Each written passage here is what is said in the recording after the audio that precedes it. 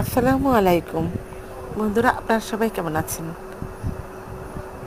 আমি আল্লাহর রহমতে ভালো আছি, আলহামদুলিল্লাহ। আমার আজকের রেসিপি মৃগেল মাছ, তার সাথে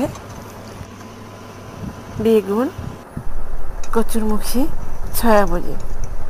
তো বন্ধুরা, আমি যেভাবে রান্না করি, সয়াবড়ি সিদ্ধ করে পানি থেকে ছেঁকে চিপে নিয়ে তারপর ফ্রাই প্যানে তেল দিয়ে সয়াবিনগুলো ভালো মতো বাদামি রঙ করে ভেজে নিয়ে সেই সাথে মাছ ফ্রাই করে নিয়ে মশলা ভালো করে কষিয়ে নিয়ে তারপর পরিমাণ মতো পানি দিয়ে 10-15 মিনিট জাল করে নামানোর আগে ভাজা জিরা গুঁড়ো দিয়ে